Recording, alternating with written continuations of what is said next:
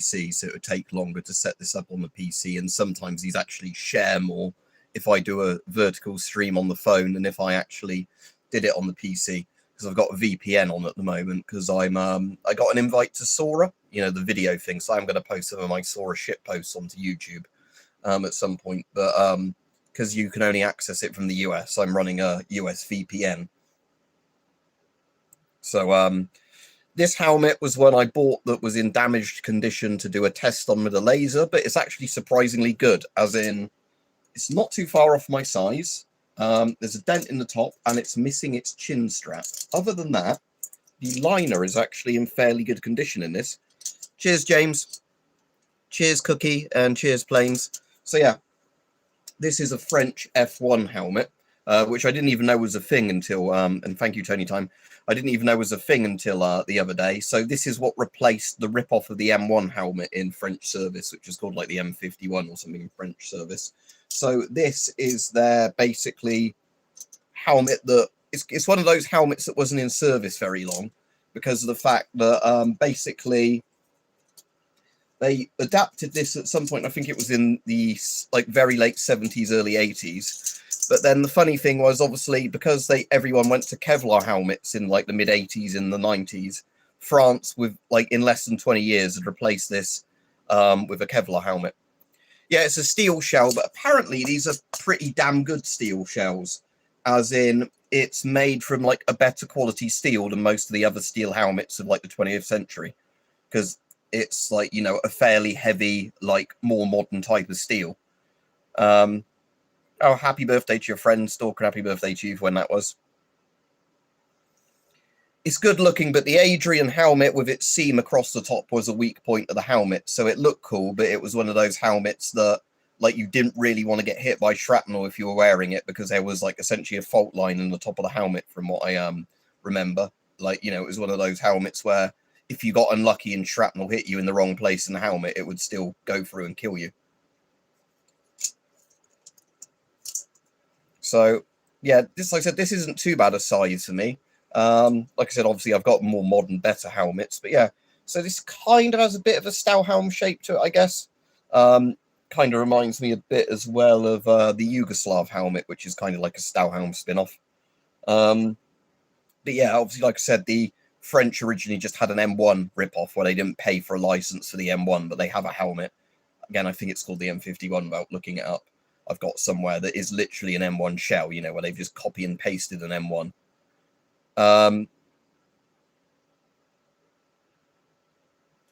Yeah, well, the thing is, Planes, again, it's that I think a lot of people forget what helmets were originally for. They're originally to protect you from, like, flying debris and shrapnel. So, obviously, while modern Kevlar and ultra-high molecular weight polyethylene helmets, all that, are much better in terms of ballistic protection, a steel helmet still gives you way, way more chance of survival than no helmet at all. Make a rad video. What, Gamma Scott, what you on about? The one, I will do one on that Russian dosimeter if you're on about that eventually, a review of it. If you get a proper MP5, Tony, then yes. Not if you get a French mask that's been labelled as an MP5. Yeah, hang on. I might have that in this room. I'll go get it.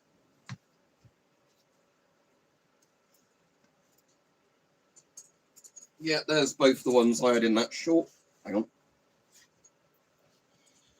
So I had the mini rad. Turn that on if the batteries are still good in it. Yeah, the batteries are meant to last ages in this if it's, you know, you don't have leaking batteries and it's not turned on. So there's that one. There's the Russian one. See, I've broken the seal on that now because I did have a play about inside looking at the internals. Again, this actually does have a backlight if you press mode. It's just so dim you can't see it under a lot of lighting conditions. It actually shows up better to the phone than it does on my human eye, that backlight. Because it's a bit like the backlight on this. It's got one, but again, you barely notice it. It's basically a backlight that barely uses any battery for when it's so dark you need it. I think the DP2 overloads this, if I remember. It definitely would with that bit open. I think I thought I did a video on this with the DP2 source. I'm pretty sure I did. The funny thing with this is because apparently some models of this you could change the voice or like the measurement range. this is in microsieverts and everything, but it actually says Rontgen when it speaks in Russian, reading you out your dose. Yeah, M17 chemical hoods are a pain to get on. Let me just try it with a radium dial with the alphabet open to let as much radiation through as possible. Мощность дозы 7,9 миллирентгена в час. Опасно.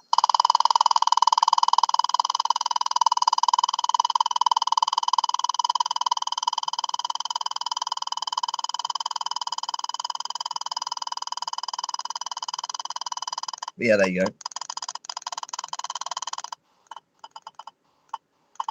There's a mode where it shows you your accumulative dose.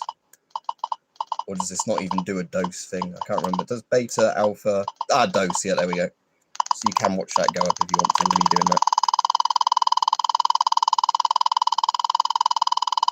When it eventually updates.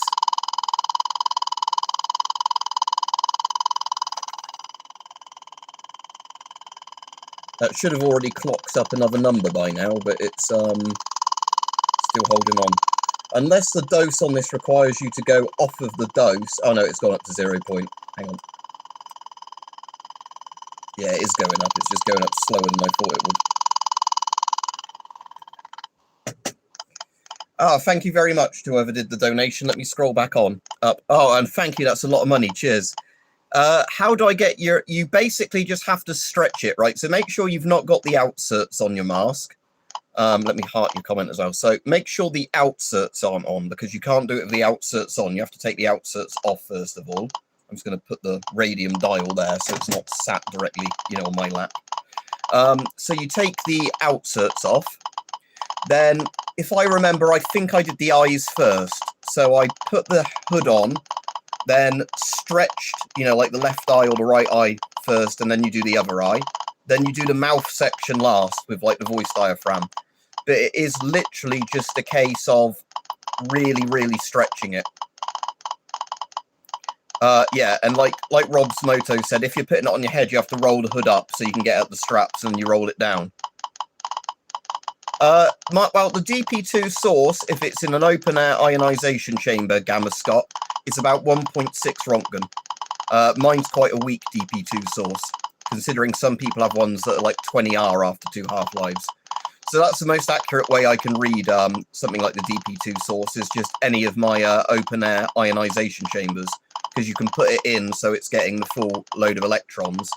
And yeah, every device I put it in like that, it always reads about 1.6, 1.7 R, about 1.4, 1.5 centigrade. So yeah, I was just going to say, let's put that dial next to this. I think it's that bit, isn't it, where the that should in theory update in a moment, because we are with this definitely above 0.00 micro Rontgen. Sorry, yeah, that is micro Rontgen for this, isn't it? Because it's I thought it was the very top section there. The surprised that's not updating that, because normally, I'm just trying to remember now with this how I put the little ticker on, because this does have a ticker. Don't have a French TC98 now.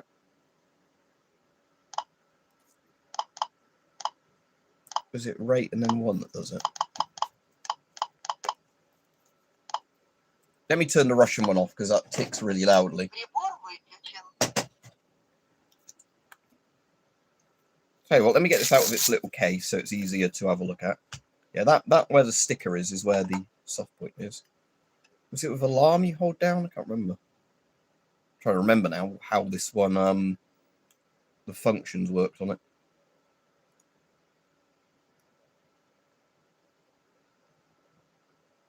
Yeah, I thought it was where I just hold down rate, wait for it to go 1. And I thought that normally ticked. And from radium, it should definitely pick that up as a radiation source. Let's do the clear test thing on it. I'll just let it run through its test procedure. It might be, for whatever reason, being a bit funny. All right, Rich. All right, Peach. But yeah, hopefully that did answer your question regarding the M17 chemical hoods, Chaos Diver Ghost. And again, thank you for your donation. But yeah, it is literally a case of just painfully stretching it over. And like I said, make sure the outserts are off, starting with the eyepieces first, because like I said, the eyepieces, you know, you work from the top to the bottom with it. Add a QA sticker, most useless invention. I don't know what this is, but YouTube's suggesting I try it, so let's try it. Most useless invention. Answer. What's the answer? Oh, I don't get what I meant to do with this. Do I just click done? Oh, start Q&A. Okay. Most useless invention. I don't know if it's meant to be me or that, or is it people that can type stuff in? I don't get this. This is like YouTube like, oh, look, we've got a new feature for you.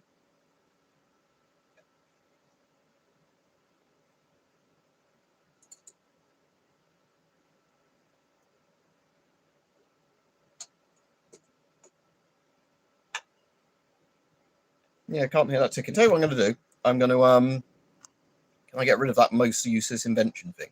Yeah, it's been there. Right, let me take the battery cover off and on. Because what I want to just do is see if that resets the dosimeter enough in here to actually work when I put the thing on sleep. No, we're not in sleep mode. We turned it off. Right, and then rate 1, because yeah, it's not picking up radiation either at the moment, so I'm assuming it's probably because the batteries are maybe a bit too low. Yeah, I haven't used this in a while, so because yeah, a source like this with a radium dial should definitely at least make this go up slightly.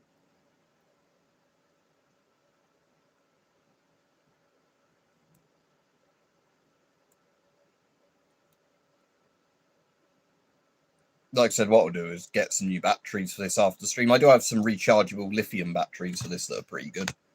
That, you know, don't have a risk of leaking. But like I said, I don't know why it's playing up at the moment. Might be that the batteries are low, you know, and it still technically turns the dosimeter on, but it doesn't function. Like I said, I do like this one, but like I said, it's a bit of a weird interface on this, and because it doesn't really pick up beta or alpha, it's because it's like an X-ray gamma meter. It is kind of a bit, you know, you could be irradiated by something and the meter wouldn't tell you.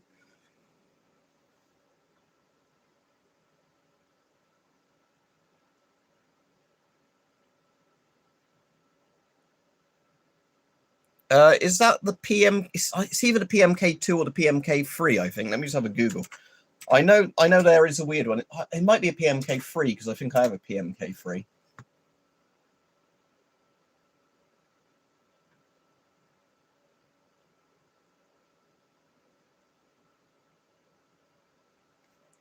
The PMK2 uses a KB2 filter.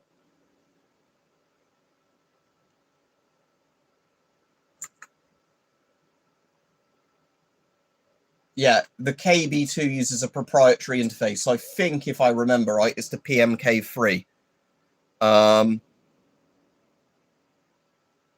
Yeah, I think. Cheers, W. If that's your name, sorry. Yeah, it's quite small text. Even my glasses on. That's the only problem. I do this on the phone, not on the Thermo Scientific Electra. I might have seen them before, but I don't own one. Let's have a look. Electra.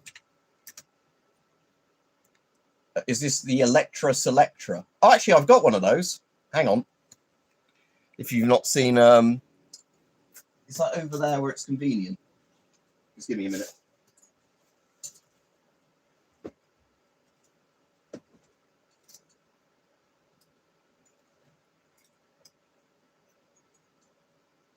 I might have put it away a bit more thoroughly than where I had it before. But yeah, I think that was one I actually got at one point. And then, if you can still hear me, I don't know if the mic picks me up on enough from over here. That, yeah, sorry, I don't know where it is. Yeah, I did actually buy one of those.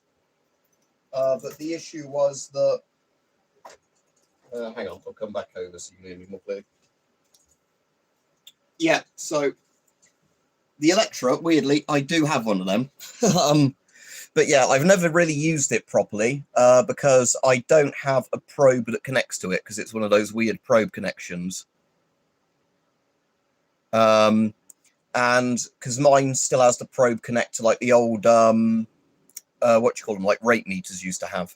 So yeah, and I did just like manually get some wires and connect it, and it would do that thing where it would work fine for a bit and then just give false readings, I guess, because of grounding and stuff like that.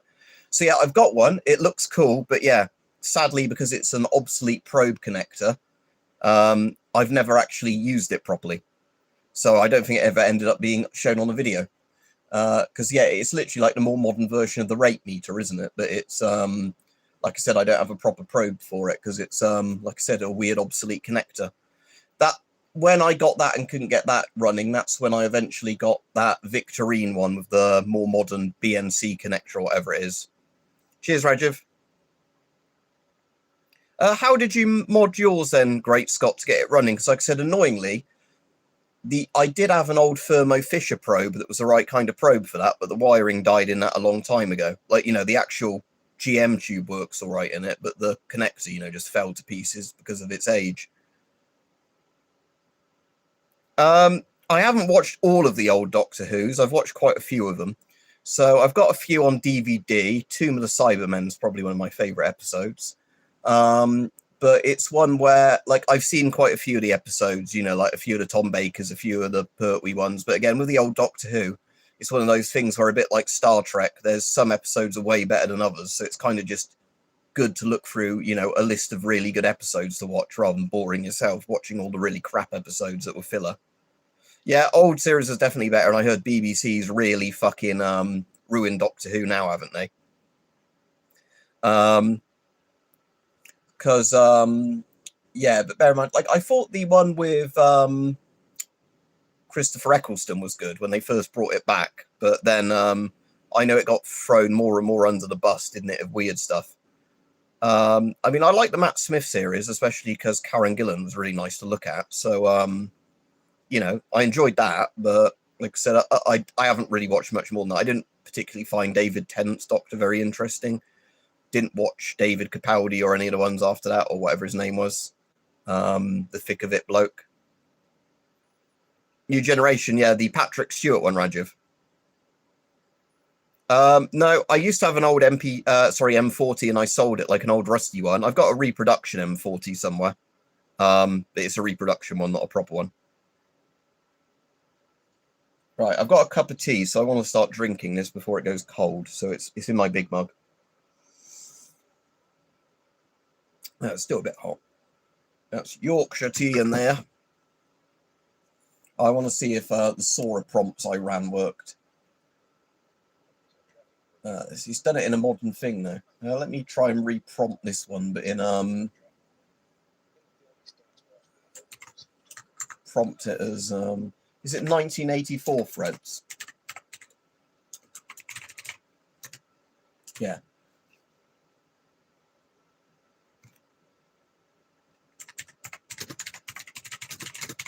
I'll prompt it as Fred's 1984 nuclear war movie and see if he gets the traffic warden right, because he's just done the fucking modern traffic warden, which defeats the point of what I asked for. Yeah, the Yorkshire Gold has been put on a different shelf, so I just grabbed the Yorkshire Reds today, Rajiv. But yeah.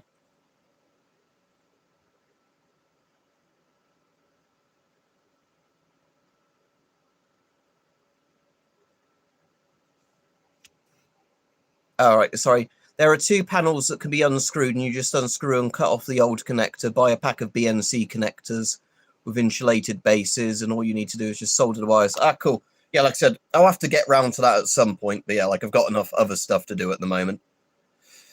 Yeah, isn't it, Kevin, because certain people in America, in certain demographics, like putting the fun switches on their Glocks, and now Glock, because they're so scared of being like sued into oblivion for somebody else's aftermarket parts, are now stopping most of their range. I'll be honest, I've never been a fan of Glocks anyway. What in terms of it, what it can go up to, Gamma Scott? And cheers to all the people saying happy birthday. But yeah, but like I said, with Glocks, again, I've not shot a real Glock, but I have handled some DIAC ones before and like airsoft ones, and I used to have a blank firing Glock before that had to be gotten rid of because of you know, where the laws in this country get worse and worse. And they just do not fit my hand comfortably, Glocks, because for me, they're like, the grip is too square. And then on the older Glocks, you didn't have that little ridge to prevent the slide from catching your skin there. So all it did was pinch me, and I fucking hated it. Like on pistols, I like it when they've got the nice kind of like, you know, smoothed off bit to stop the slide catching your hand.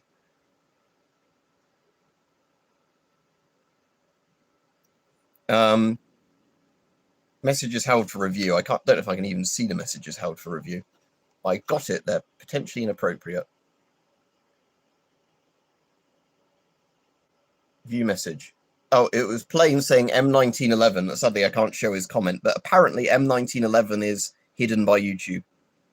Cheers, Rajiv. Yeah, everyone's basically done the Glock design, haven't they? Because it's like the internal striker type thing, isn't it? Internal hammer striker design. But yeah. How rare is a GP5M PMG2? Not rare at all. They're incredibly mass-produced masks. It's just the war in Ukraine's driven the price up a lot.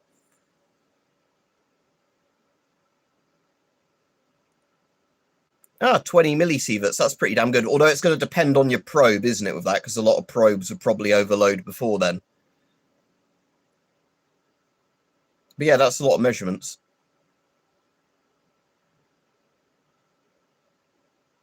All right, but like I said, Kevin, I've just never been a fan of them. Don't get me wrong. Obviously, if people have Glocks and they like them, I'm not going to say, oh, you've got a bad choice in pistol, because again, it's what works for people, isn't it? Because again, it's a bit like how a lot of women probably just like a little concealed purse gun or whatever. But like I said, when I've held either deactivated guns or like replicas or whatever, I've always liked the feel of like a CZ75 style thing. You know, or like some of the more modern, again, I was going to get an old airsoft one out to show people, but then I realized that will break YouTube's term of service and they'll strike the stream. But, you know, in terms of pistol grips, I like the quite smooth down ones. The Beretta PX4 replica I've got is quite a nice grip. But again, it like I said, it depends, doesn't it, on, what I was going to say, on, again, your hand shape and everything else. Can you get a refund on it, Roomba? Do not redeem the check M10M, sir. But yeah.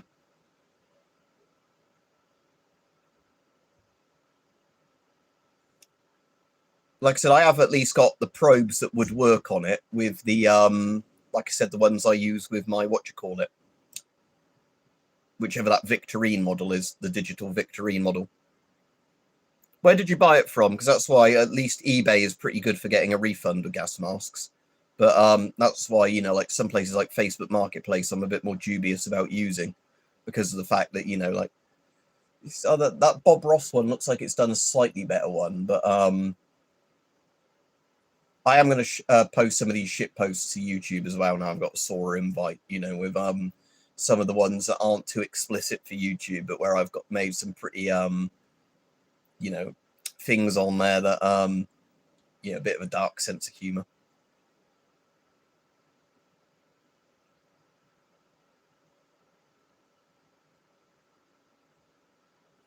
Yeah, because they just work out the voltage and everything, don't they, for the probe, rather than it being a case of you have to dial the voltage up and up, under and everything. Have I bought from them before, Roomba? Let me have a look. Only Army Surplus. Have I bought from them? Oh, they've got 1-star reviews. So yeah, 1-star free Google reviews. Let's see what the reviews say. Like all other reviews, they never sent my order. Might actually be a scam company unless they have some other issues. Still waiting for order placed in August. Customer service not responding to emails or calls. Shame you cannot leave negative stars. Company is straight up scam that doesn't send orders and blank all attempts to contact. Amazing how this site is still able to exist.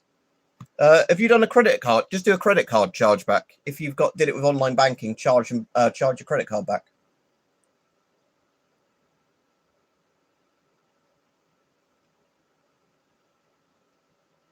I'm assuming I've never bought from this place before because I haven't been scammed by any of these things, but unless I bought from them a long time in the past and they were like used to be a good company, you know what I mean? Like where some companies, at points in history, I like how, yeah, considering this site has a Chinese FMJ05 or similar MF11, whatever they're called, and they've put it as rare army military surplus black rubber gas mask 40mm filter protective British, and it's neither rare nor is it British. So they've certainly got some stuff on here that is completely mislabeled.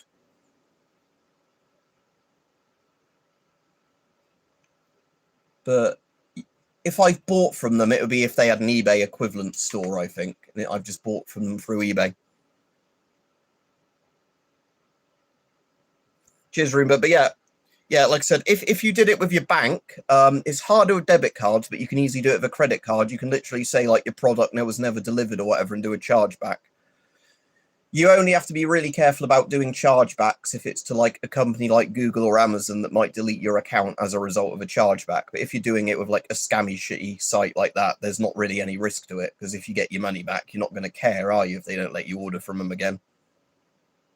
Cheers, Steel Batoid. It's a French one. I actually bought this to test the laser on it because it was sold in like really bad beat up condition, but it's only got one dent in the top, little bits of rust on it and missing its chin strap, but the liner and everything is all absolutely fine in this. So it's one of those funny ones, where I bought it thinking it was going to be in really, really bad condition, and it turns out it's not too bad at all.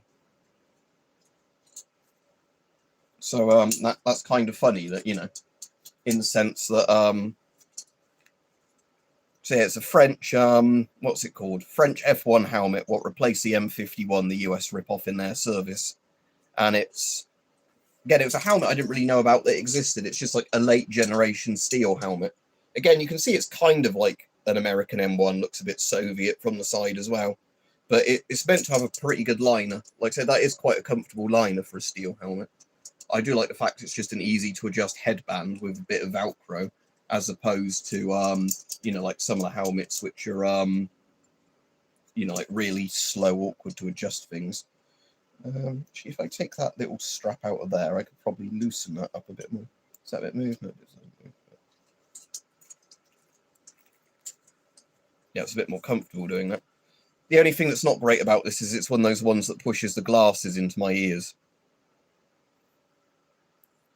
All right, Kevin, you were asking about that on the stream, weren't you, where you were debating between that and the number 4? So yeah, that's good. I'm glad you got one. Like I said, either that or the number 4 would have been good. But like I said, yeah, if I do that, it's way too tight. It's got, it's one of those sort of Velcro style. I'm just trying to get it to a degree where it's not, like the material is flat with the leather. But yeah, so this isn't an uncomfortable helmet. Might want it a bit tighter than that. It's always hard to know with some of these straps how tight you actually want them.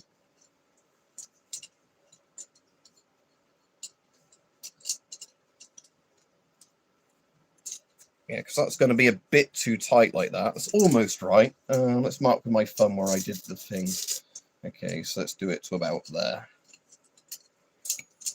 Like I said, I bought this expecting it to be way more trashed than it actually was, this helmet. Because like I said, this is the cheapest helmet I could find on eBay for buying for the sake of trying to burn a hole in the helmet with a laser. And I didn't want to do it with like, a historically good helmet or whatever. But then it turned out that this one I got delivered, other than missing the chin strap, is actually in pretty good condition. Like I said, a dent in the top, but with a steel helmet, that's not going to affect you at all.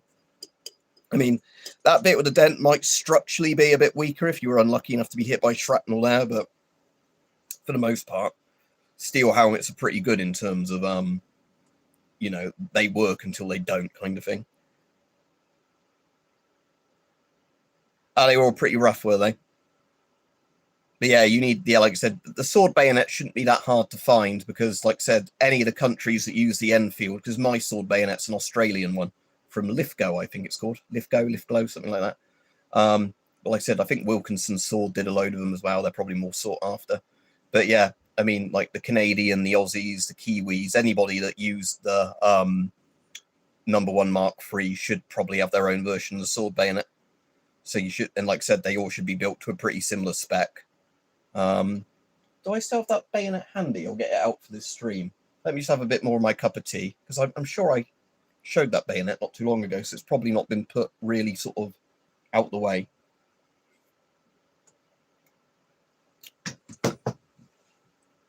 Now, I think the Enfield was in this room, but I think that was quite buried, so it's probably not on the Enfield.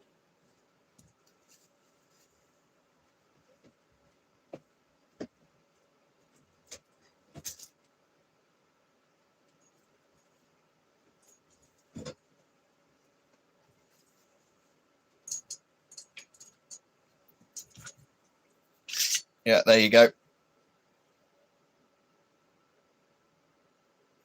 Call that a knife? This is a knife. Yeah. Said, actually got a decent bit of an edge to it. You know, it's again one of these weird old bayonets where they did actually, I think, sharpen these to some degree, because I think they were designed for hand-to-hand combat as well as putting on as a bayonet. But yeah, this is like a proper old, you know, absolutely fucking huge for a bayonet. But yeah, this one, CR 1907 1014. So this one is was manufactured in October 1914, model 1907 bayonet. And I think somewhere it said it was a Lithgow one. Either I looked up the serial numbers on it, or I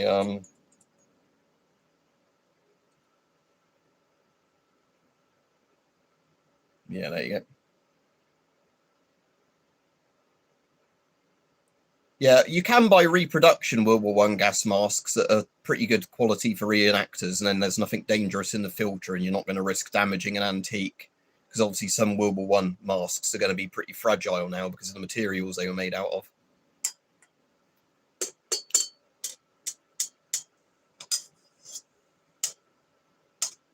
yeah, that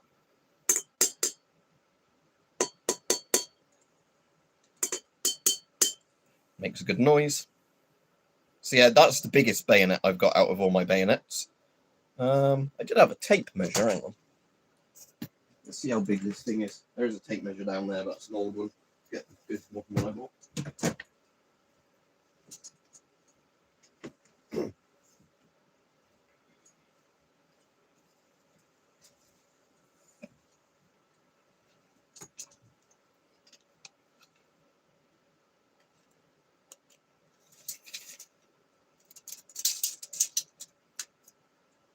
It is almost 17 inches.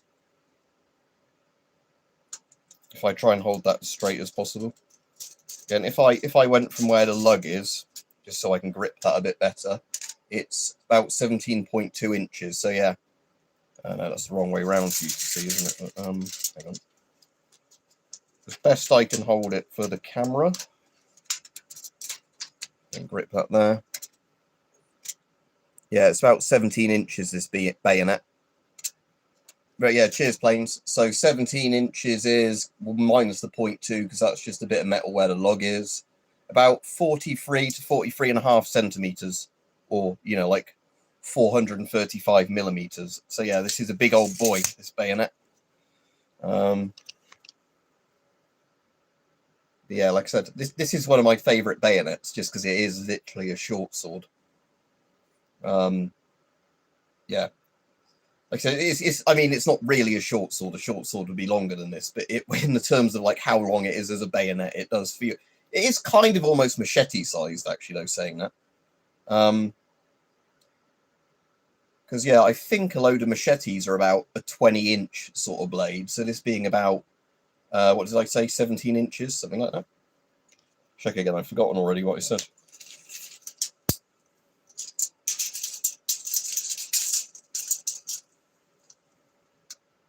Yeah, so being 17 inches is pretty much bang on 17 inches. And Britain used the imperial system at the time, so it would be in inches and feet rather than centimeters, millimeters.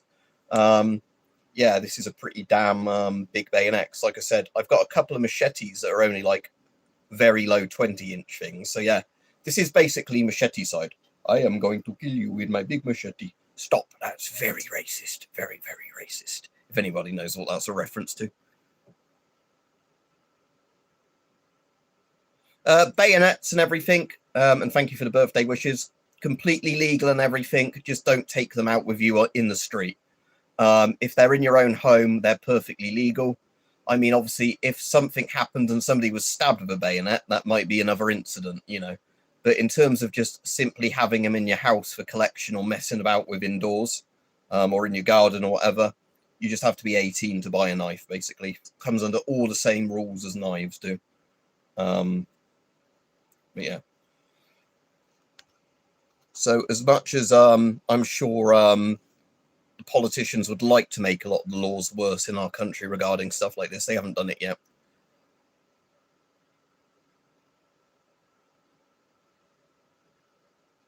Yeah, I don't know if I'm assuming, yeah, people do repros these bayonets, but like I said, this one's pretty old, and you'd struggle to damage this. Like I said, this is a really bloody good like quality bayonet. I've got some more modern bayonets that are way more damaged than this. Again, these were just made from good quality steel, you know, when the Empire was still a thing, and Britain could actually build stuff, unlike now. Yeah, you had stuff like this. But yeah, if you can get a repro one, that'd be quite good, just because, you know, like you said, you can use and abuse it as much as possible, and you don't have to worry about damaging an antique. And again, I would show you a comment, but for some reason, it's been broken for ages on mobile phones now, where, despite being the person who is hosting the video, can't allow it. Oh yeah, sadly, Kevin, I know, like I said, this is an Aussie one, but I bet you half the companies in Britain that used to forge the steel for these no longer exist. They'd have been bought out by foreign companies and then liquidated. Like Sheffield used to be a really big place for steel, and barely any Sheffield steel plants still exist. A couple of the really big steel plants in Wales have permanently closed now, and some of the other ones, like Wilkinson Sword, where we were saying about Wilkinson Sword, I'm pretty sure Wilkinson Sword's completely dead as a brand now. Let me just look that up, but I'm pretty sure they are. Wilkinson Sword.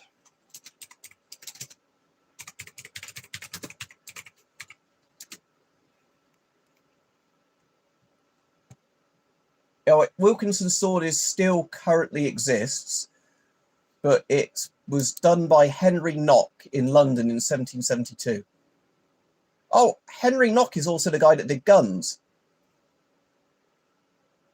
Now weirdly, Henry Knock, I think, yeah, the funny thing is, in that pistol I was showing yesterday, that's the lock on that is a knock lock, funny enough. So you know where I was showing that pistol, the old-fashioned safety system was designed by Knock. There you go. That's a weird bit of trivia. I did not know that. So yes, Henry Knock was the guy that established Wilkinson razors, and he was a gunsmith. Knoxville was generous to his employees for their benefit. He also left as much as £100, inflation adjusted to £11,100 to some employees.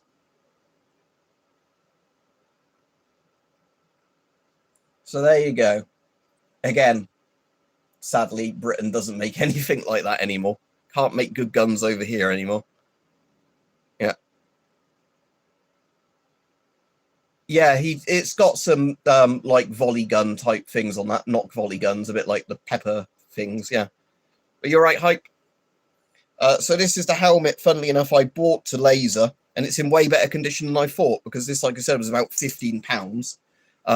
Described as a really beat up, you know, set of really beat up condition helmets. Other than that dent in the top there and some scratches on it, liner is completely fine. It's just missing its chin strap. So I'd feel almost bad about lasering this now. But again, I don't think laser is going to make it through as thick a bit of steel as this, because the steel is about that thick. If I get my tape measure, again, let's see how thick the steel actually is on this helmet. It's probably a few millimeters.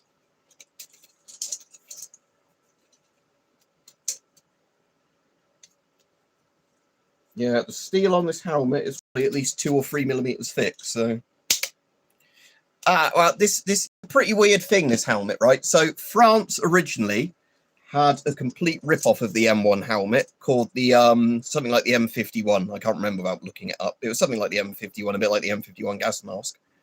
And it's a complete, you know, like rip off the US M1. They didn't want to pay the US the like, you know, patent for it or whatever, or license fee. but they clearly just had a load of American M1 helmets and pretty much copied them almost, you know, 1-to-1. There's a couple of slight differences, but they're clearly an M1 ripoff, you know, like the exact same shape of the shell, almost an identical liner. And then, like I said, this helmet's weird because I didn't even know the F1 was actually a thing. And then in 1978, apparently France wanted to update their, like, you know, the F1 programs where they did new camo and a load of other stuff. And what they did was go to like higher quality steel helmets. So again, it's a pretty similar shell shape, although from the side it actually reminds me a bit of the Soviet helmets as well. I don't know if you can see that, but it does remind me a bit of some of the old Soviet helmets as well, like the World War II era, like SSH-40s or whatever they are. It does remind me a bit about that as well, because it's got the bit at the back that rises up slightly where your neck goes, which is always a good design in a helmet when you're laying down. But yeah, so they basically made a helmet that was like higher quality steel, slightly heavier, thicker steel, but with a much better liner. And then what was I going to say? Yeah, and then it was one of those weird ones that, yeah, so essentially it wasn't really in production properly till the 1980s, and then within 10 years or whatever, they swapped them out for Kevlar helmets or aramid helmets. So it's one of those weird ones where it's a really late steel design for a steel pot helmet. Yeah, Jaguar got murdered. Like we're saying, every British company's been murdered, because what happens with most of them is, yeah, they get bought out by foreign companies that basically, and again, I don't want to sound like I'm having to go at foreigners, because if, again, foreigners invested in the UK and did it in a good way, that would be great, you know. But what seems to happen with a lot of these companies is foreign companies buy out like a famous trademark. They then have the rights to all the trademarks on the thing, so they can use them on their own products, even if they're shit quality products. And then basically they liquidate nearly all the assets they've got in the UK. So what ends up happening is people employed by that company lose their job, and then the brand kind of quality goes to shit because the companies buy it because they want to, you know, have a right to the trademark, not because they actually care really about the product. So it's one of those things, again, sadly, with like, you know, what you want to call like late stage capitalism or whatever, where you get like, or venture capitalism, you know, where you essentially get like, you know, a buyout that then just ends up kind of eating away at everything that brand was about. So yeah, like I said, happened to Jag, like I said, all of those famous British steel companies, like the ones, like I said, although this is an Aussie version, that would have made stuff like this, like we were on about Lee Enfield and all those. Well, Lee Enfield's a design rifle bet. The Enfield Arms Factory. BSA is one of my favourite ones to always bring up for this. Birmingham Small Arms, that made guns, air rifles, and motorbikes. And BSA, sadly, is another one that was bought out and then kind of just used as a brand name while the actual company was liquidated. Yeah, like I said, BMW have done a good job with Mini, because they still have the Mini plant in Cowley near me. So that's still running. So people are still employed by them. So yeah, like I said, BMW, to be fair. And like you're saying, with MG and that, the Chinese have bought brands that were basically dead anyway. So I don't think anybody minds about that. But like I said, Britain has had a lot of industries where essentially governments, to make money, approve the, you know, sale to whoever, even if they weren't a very good, you know, investor. And again, to be honest, it's actually America that's the most to blame for this, I think. So again, I'm not having to go at any of my American subscribers, but there was a really big thing with the brain drain in like the 60s and 70s, where America did basically pay lots of money for a lot of the British companies and talent to go and work for American things, you know, and then they essentially just, you know, absorbed them into something else. Yeah, I mean, Jaguar Land Rover is part of the same bit, isn't it? It's like the same conglomerate now. I think it's an Indian company, isn't it, that owns Jaguar Land Rover? But I don't know if you saw the other day as well, there's been a really long shutdown for Jaguar Land Rover where there was a cyber attack. And then the government had to bail them out all the money they lost over like weeks and weeks and no production. But with Jags, they've absolutely turned them into... Oh yeah, and it was Tata Steel that fucked up a load of the British steel industry as well. But yeah, with Jaguar, like I said, they've got these horrible abomination cars with this weird SJW advertising now. Well, like I said, that's the annoying thing, Scott. Like I was saying, with a lot of the capitalism type industry, you do get that you go to somewhere where there's cheaper labor, lesser standards, and you basically just hope your brand name is going to be enough to sell a product. Like I was saying about the companies that buy out things just purely for their brand name, not don't want the engineers and all like the skills for making the product. They just want the brand name. All right, Visa.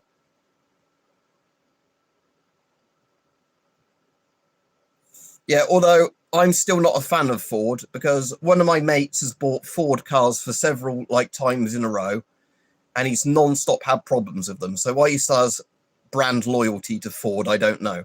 But yeah, like I think it's probably because decades ago he had a good Ford and he's not wanted to go to a different company, even though one of his Fords now, I think, is a year old and it might already be getting like traded in for a different car, as in like, you know, he bought it.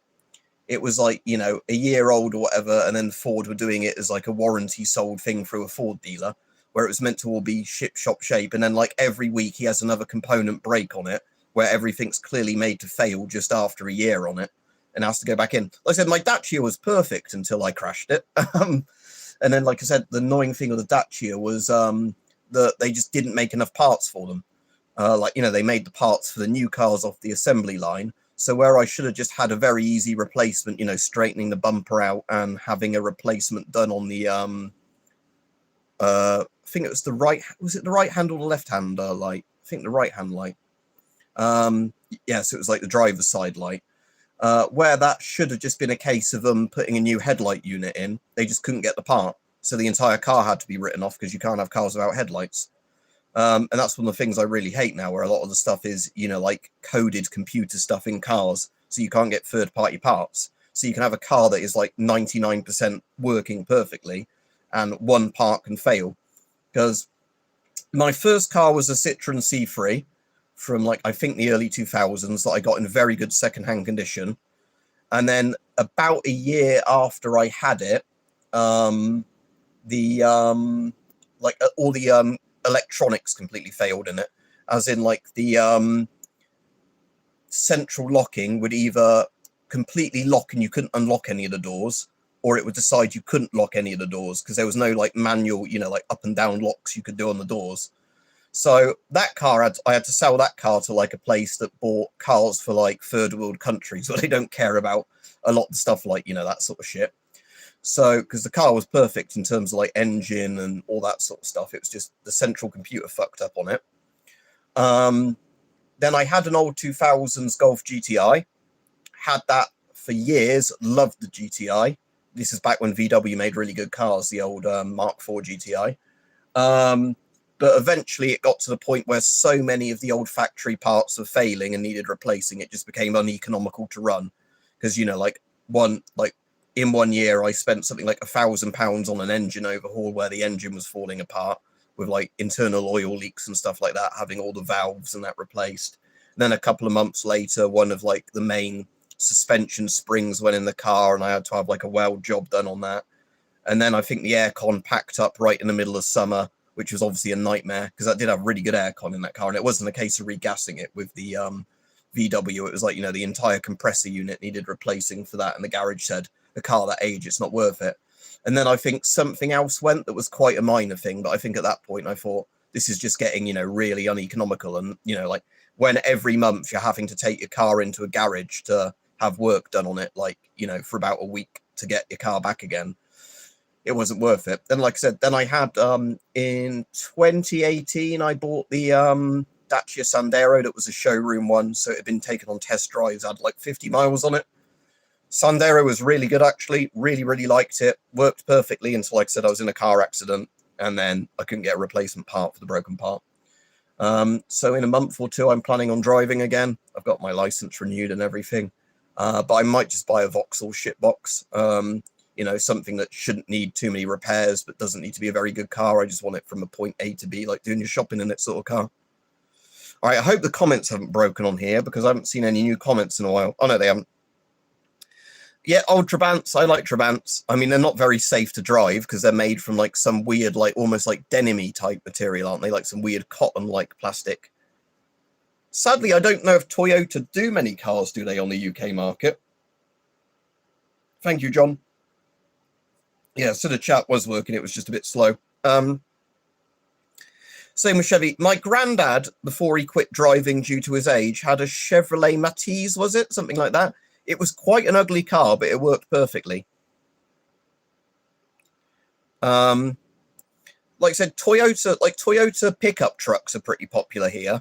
Like one of the blokes I work with has a Toyota he'd swear by, but I don't want a pickup truck. I have no use for a truck. You know, I just want a little small, like A to B car, like I was saying.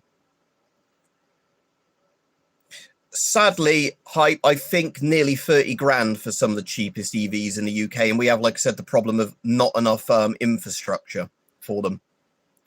So like I said, people I know that have electric cars hate them. Well, not everyone. Some of the people like them because they bought an electric car for the exact thing. But my mate who has all the problems with the Ford was given an electric car as like, what do they call it? A courtesy car while his went in, and he hated it because it costs more to charge up on the UK grid than it costs to put petrol in a car. But yeah, let me look. It's going to be a Chinese one that will be the cheapest EVs in the UK. But let me put the cheapest electric vehicle in the UK.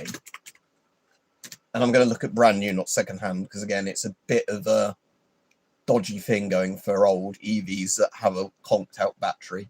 Because with a lot of them, once the battery's dead, your car's dead, isn't it?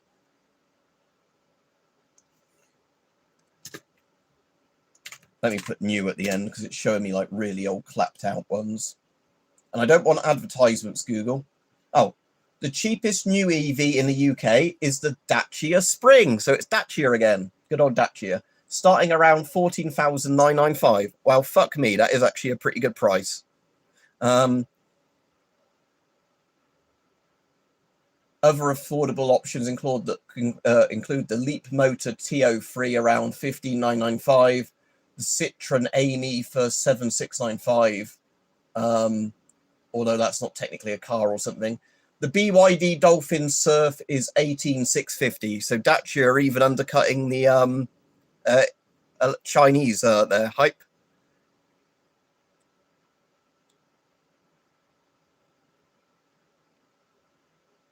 But yeah, so like I said, if the infrastructure was better in the UK, I wouldn't mind an electric car.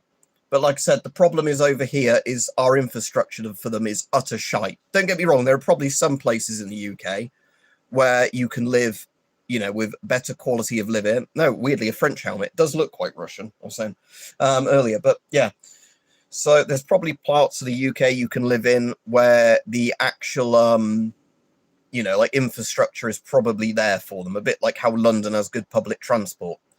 But where I am, there's maybe 2 shopping areas nearby that have a few electric chargers in the car park.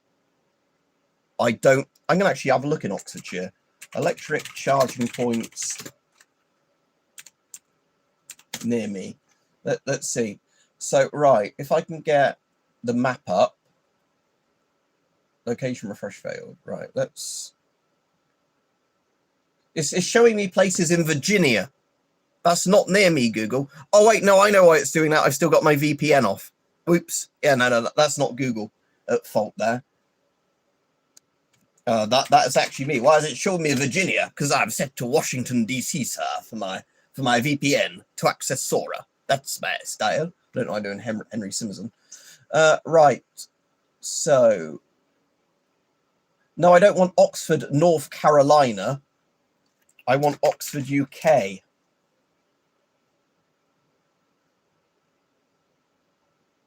Right, okay. Near me, let's not, right, near where I actually am, not going into Oxford city centre, there are only really charging stations, like a couple of places inside car parks. There isn't really a proper, like, petrol station style charging station. There's a couple of laybys that have, like, 2 or 3 chargers in, and that's it. So, yeah, near me, there's technically more charging places than there are petrol stations, but petrol stations, you know, you can go into and definitely get some petrol.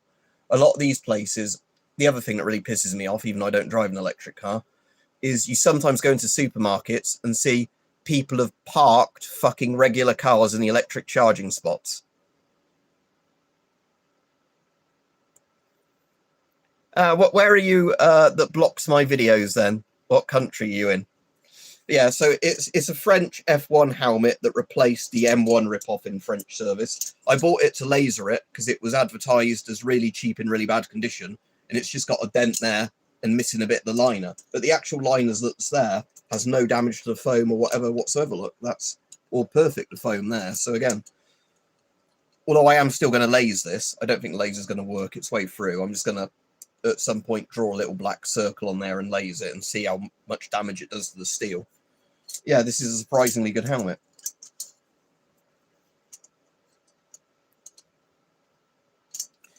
Yeah, my relatives that have an electric car have they have a charging point in their house, and because they've got solar panels as well, they obviously aren't really paying the full price for the electricity.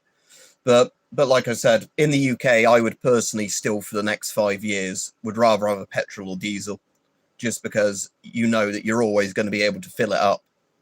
So yeah, like I said, my plan is probably to get a Vauxhall shitbox when I get a car. Something that isn't too much on insurance.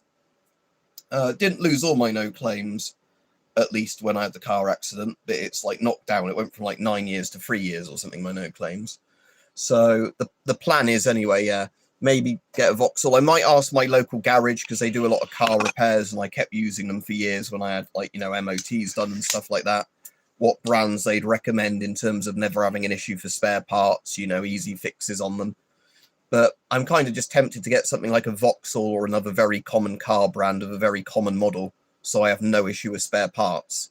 And then, like I said, in a few years' time, electric might be viable, or at that point, the UK might have completely fallen apart to the point there's those like old wood-burning stoves attached to cars to make them move.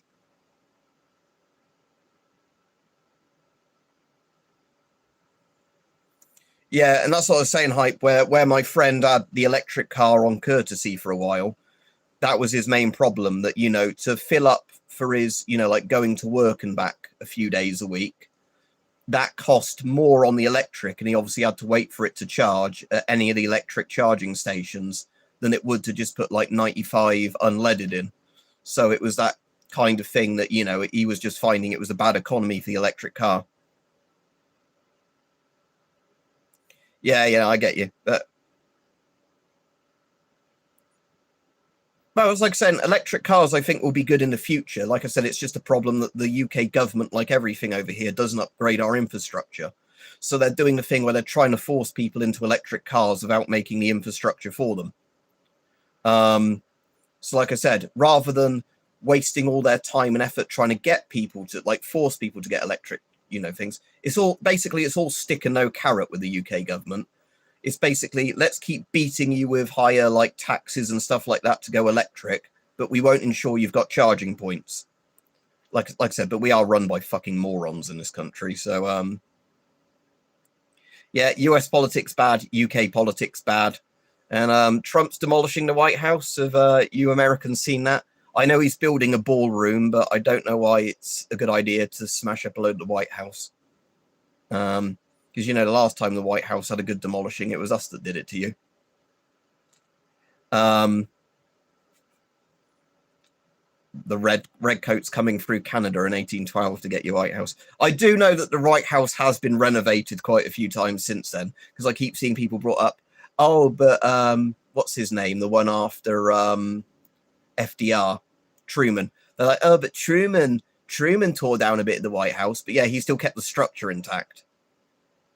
No, because Battlefield 6 had that stupid secure boot thing that bricked my PC, so DICE can go fuck themselves. For that thing, I'm never playing it. Because secure boot should not be a thing that you need turned on to play a fucking game. Oh, is that the order of them? So, Truman, Eisenhower, JFK, is that Lyndon B. Johnson? Nixon, Ford, Carter, and then, what was it, Bush Senior?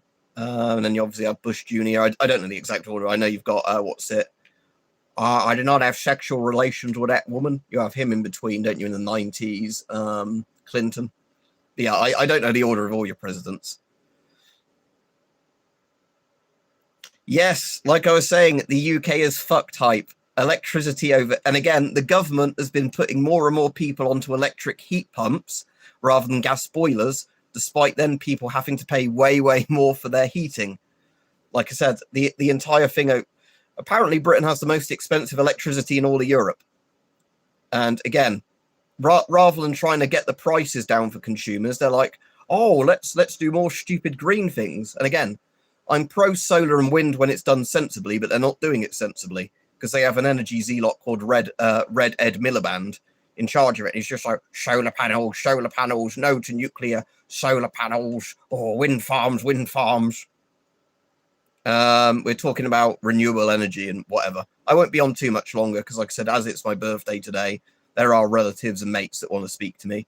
All right, I'm going to finish my big cup of tea off before that goes completely cold. I'm just going to turn this on again because I was really surprised that wasn't running earlier, but maybe it just does need new batteries. But normally it does a battery warning when the batteries are low on this. So I don't know why it's just really not responding to anything. Let me just do a complete clear on it. That's just going to run its test again. Yeah, I don't know why, because this used to work perfectly. All right, but yeah, I'm going to probably put new batteries in it after this stream and just give that a test. Because it normally will give you an error code on here if there's actually a problem. It's flashing 9. I don't know if that means anything. 9, 9, 9, or if that's just a test. Let me just search mini rad flashing 9, because I know there is a number where if you haven't had it calibrated in years, but that, again, calibration isn't really a problem with digital decimeters. Mini rad flashing 9.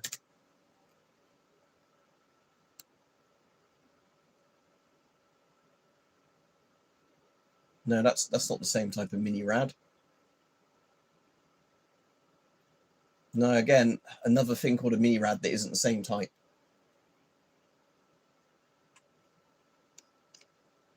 Why does it keep coming up with things that are called the mini rad but are different mini rads? Never mind. I'll just put the batteries in. Yeah, well, I did take the batteries out, but I think the problem is it has a bit of time once you've taken the batteries out. So I'll take them out. I've got alkalis in there, which I shouldn't do because I've got the good rechargeable lithiums for it, which I need to dig out wherever I've got those. I could order some more good rechargeable lithiums for these, but like I said, I know I've got some somewhere. It's just a case of annoyingly, I bet I can't find them now. I want to put them in. Solar energy is great if it's on the roof of your house or you're doing it on land that can't be used for anything else. The problem in the UK is our politicians keep wanting to put, like, you know, solar farms on fields that are good farming land or could be used for houses. So, you know, house pricing in the UK is absolutely insane. People my age can't afford to get on the housing ladder at all. And what our politicians think is a good idea is to turn land that could be used for housing into fucking solar farms.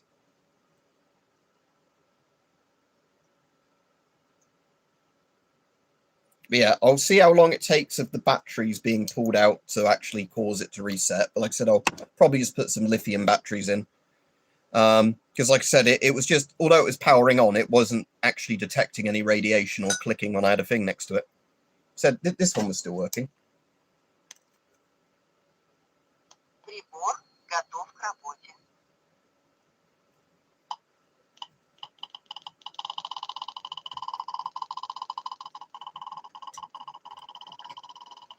Yeah, that works. But...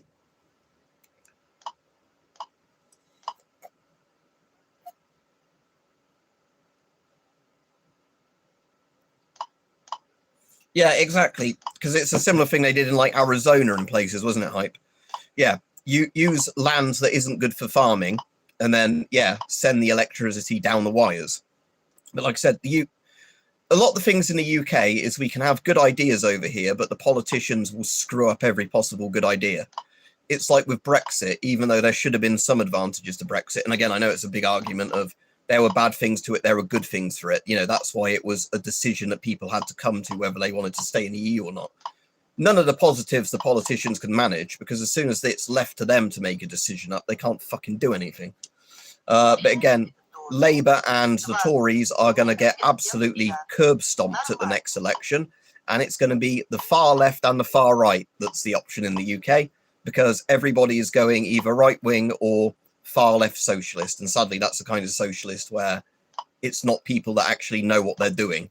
It's let's promise people everything, and then everybody will be eating rats or something in a year's time. The UK never properly left the EU, no, because we're still in the European Court of Human Rights, which is what causes us a lot of issues with various things where, you can't deport foreign criminals because that would hurt their human rights. Yeah, even though it says Rontgen rather than microsievert or whatever. Well, you did say some models you can change the unit. Mine you can't, so... I think reform is probably the least bad option, Stalker, in the UK. But like I said, we don't really have any good options. I still don't think reform is a good option, if you like. I just think they're the least bad now. Because it's kind of like, at the moment, everything's so shit anyway. Why wouldn't you bet on reform to win? But yeah, like the Greens are completely idiotic. Like sometimes the Greens will say something that sounds like a good policy, but then they'll follow it up with really, really bad policies. Like I said, Labour now and again do a good thing, but they do like 5 bad things for every good thing they do. And the government is completely incapable of not fucking up. Like the Tories are a dead party. Lib Dems are useless. We've got Lib Dems in my area, and they don't really know what they're doing now, the Lib Dems. So, yeah, UK politics is basically we're fucked. So, yeah, if I had to choose a party, I'd choose Reform, but I don't think it would go particularly well. I'm just saying I think they're the least bad option out of all the people we've got.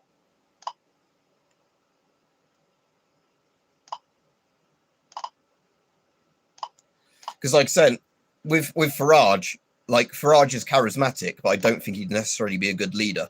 And he's very much a personality guy like Trump, where he kicks people out the party or whatever because they don't kiss his arse enough. Which is why like Rupert Lowe got kicked out of Reform and that, and they've had lots of internal issues. But the thing is, like I said, I think Reform is still the least bad option, because at least I think they'd fucking get on with some of their policies.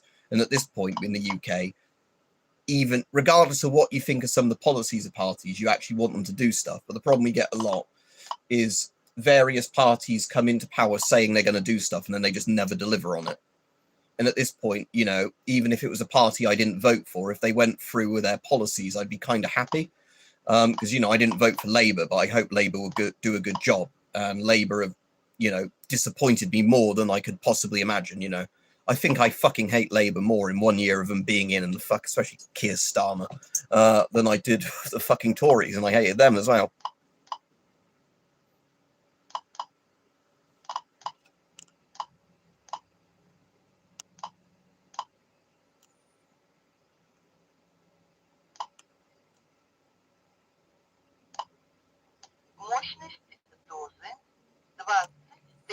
Yeah, that's interesting though, but yeah, I'm assuming it's because they can make Gen 2s properly themselves without foreign components. The UK is my country, if it goes down, I'll happily go down on this sinking ship. It'll be interesting. I mean, if some other country says British people can have asylum because of how bad their country is, and, it isn't a complete nightmare country to move to, maybe I'd be tempted. If the Aussies said to us, "Oi, Ken, you want to come to Australia?" I'd be kind of tempted by it. Australia or Canada would probably tempt me, in all honesty. Yeah, you kind of have to fight for your country in a way, and I have to make it clear. When I say that politicians, I don't mean about getting my bayonet out and committing hate crimes. When I say I have to fight for my country, that's not what I mean. But I don't think this country is completely fucking unsalvageable yet.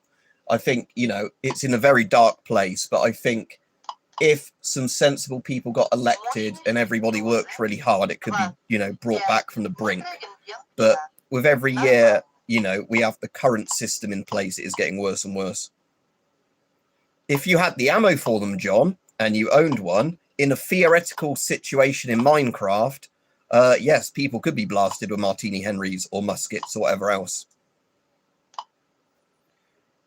Yeah, did you know in Australia, there's even a type of stinging nettle or ivy or some shit that can kill you? Isn't it funny? I won't say that out loud, Hype, because of the fact that, I can be arrested for my speech in this country. But yes, very compelling, comrade. Now, yes. But yeah, it's not like lots of other countries, like we're saying, are amazing, and the UK is just a one-off shit pile. Lots of countries have similar problems where they've had politicians in that are more interested in enriching themselves and pushing weird agendas than they are at actually having the fundamentals of a country work properly. Because again, with the UK, we've got lots of issues, like I said, where sewage is dumped into the rivers by the water companies and they never get held to account for it. Some places have hose pipe bans because those same water companies can't provide them enough water. So it's your fault for using a hose pipe, not the water company losing all the thing.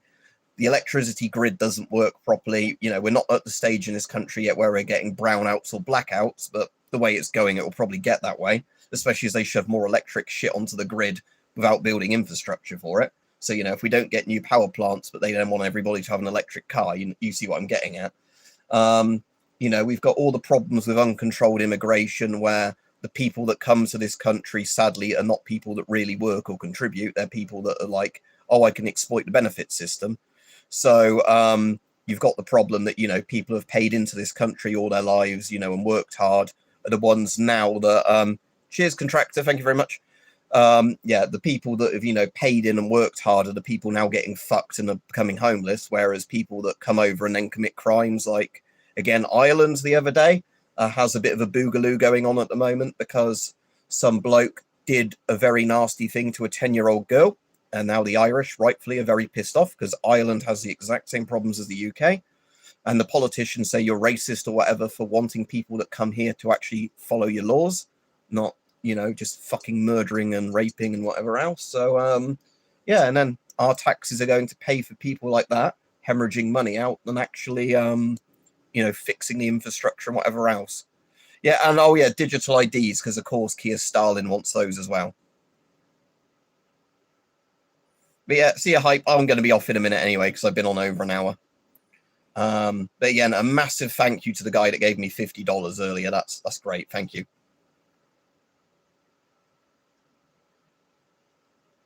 But yeah, to give you an idea about how fucked the situation is, we talked about this before, is in Northern Ireland and I think the Republic, in some of these protests against the asylum hotels and all this and the illegal immigrants, you see fucking union flags with like loyalist Republican flags.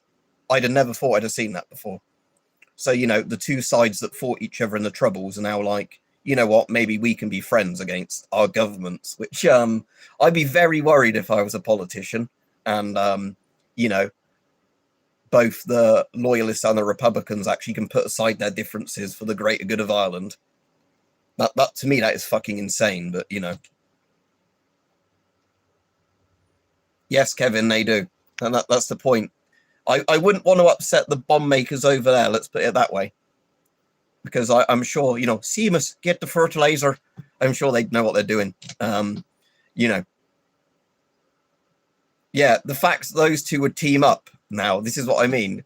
This is how much, people in the Western world are hating their own governments, and we think the governments are committing treason against the people that live here. Yeah, the enemy of my enemy is my friend. There's a better one I said to my mate earlier.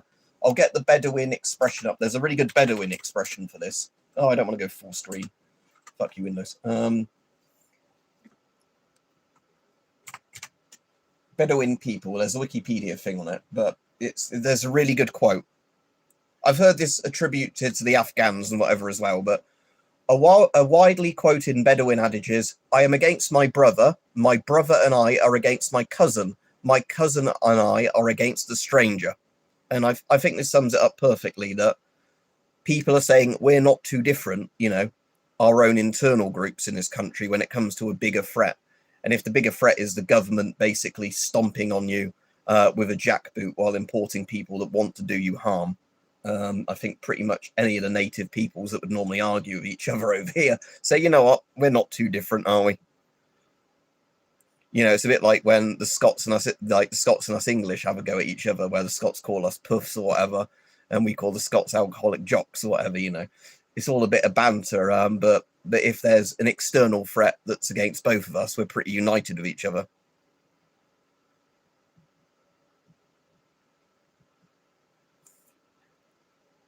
Do I think who's going to overthrow the government? Ohio, uncle. But yeah, like I said, I think it's getting worse and worse if you're in a Western government position.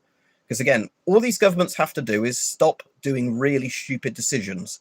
But most of them can't. They seem to just double down on it and blame the people in the country more and more.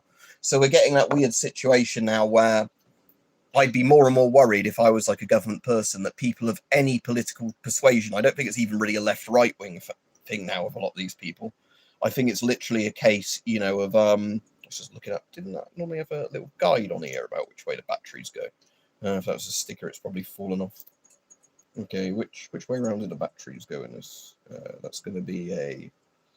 Oh yeah, there is one there. It's just very hard to see because it's like black etched markings on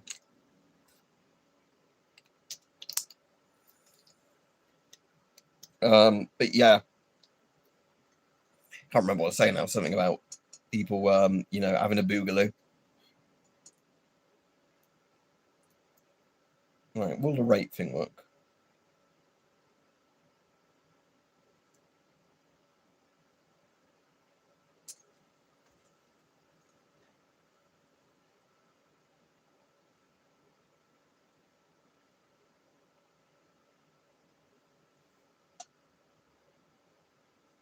No, I still can't hear that doing anything. That's really weird.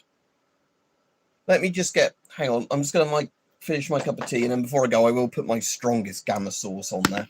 A DP63 dial, just to see if it does make it tick. But I think this probably might just need totally new batteries.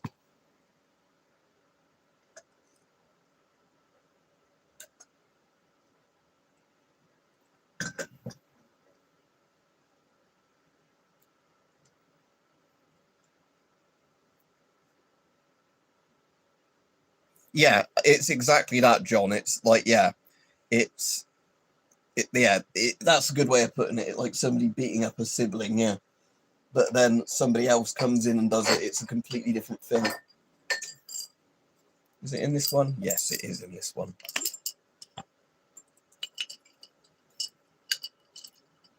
Yeah, come on.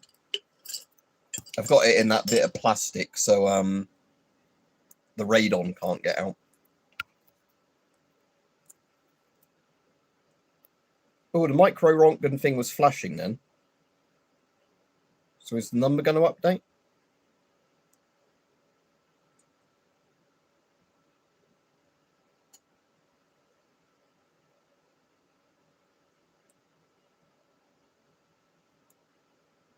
Now the dose still hasn't reset, so yeah, I probably just need completely fresh batteries in it. But yeah, this should be making that tick, because if I put that there might even be flashes on the little screen. I'm not sure. Sometimes you can see flashes with this one. I think normally, yeah, I just saw one there, but normally it's more on the cheaper cameras. I am very tempted with this camera because I don't know if I've done it before, just to see what the DP2 source does to this camera before I go off.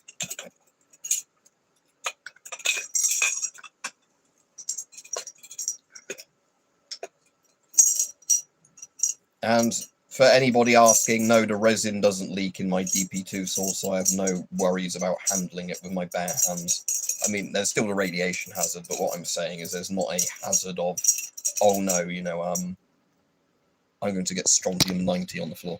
Ah, yeah, you can see the flashes more obviously of a DP2 source, look. And for the person who they're still in the chat that was asking about this in the DP2, we'll put the back shield on to start with it on there.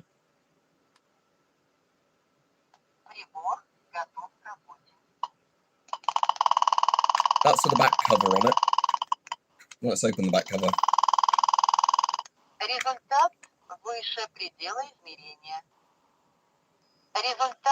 Yeah, it's just doing the overload alarm. Yeah, 9999999. Yep. I don't know if you saw that then, but.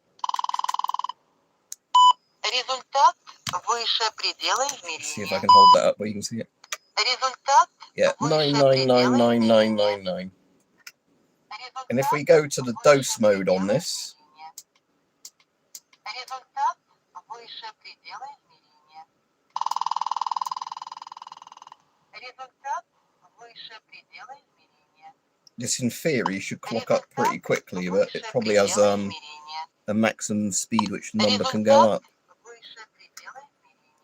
1.2. Yeah, it's going up in like numbers of 4 each time. Результат выше предела измерения. Результат выше предела измерения. But yeah, the point I was getting at with that is it should have where did it, there it is. Then that should have definitely. I'm just going to try on this one quickly because, like I said, they still should respond to the DP2 source, but I got too much shit in my hands. If that's not responding to even the DP2 source, even though it's a beta, doesn't pick up beta, but it still normally picks up the DP2 source through the case as breaking radiation. Yeah, that's for whatever reason just not ticking that Geiger counter at the moment. Yeah, like I said, I just have to put some fresh batteries in it. It's going to be a case of I think maybe the batteries are too low to make it register a reading, even though it's still technically turned on. Well, hopefully it's that and not the tubes died in it or something, because I haven't had that very long for such kind of an expensive dosimeter, but no, in my luck, that might have happened. But anyway, that's not responding to anything, that Geiger counter, so there's something up with it. Right, anyway, I will be off the stream in a minute. So yeah, have a good day, everybody, and thank you for all the people that wish me happy birthday, especially to the guy earlier that gave me $50. I really appreciate that. Been a good chat today. I'm visiting my granddad in hospital tomorrow, so I doubt I'll be on to do a stream tomorrow. I was meant to be doing that today, but they were moving him to a different hospital today, so it was quite difficult for like visiting today because we didn't know exactly what time they were putting him in inpatient transport and moving him, and then finding him a ward and everything. So yeah, as okay as can be, really, Rajiv. So yeah, it's a case of that, tomorrow we should get a chance to actually see him in visiting hours, and we've been told what ward he's on now, and then I'm away for a few days, so I'm hoping to get some pictures from where I go, or video. Imperial War Museum, is it Duxford? The one with the American bits with the B-52 and the A-10 and everything, and the SR-71. I think that's Duxford. It's the one near Cambridge. I know we're going to it, but I keep always forgetting the name. Yeah, but so yeah, I'm away for a few days, and then next week I should be well enough to go back to work because, like I said, the medicine the hospital's given me seems to definitely be working. Sometimes I have a day where I feel a bit worse than the previous day, but the overall trend now is that my stomach has been way, way, way better than what it was like the previous couple of weeks. That I don't need to run to the toilet like 10 plus times a day. I'm not waking up at night with stomach pains and then having to run to the toilet. So yeah, although I'm still having to go to the toilet more frequently than I should, and I've still got blood in my poo, it's it's a lot better than it was. So I do seem to be responding to the meds.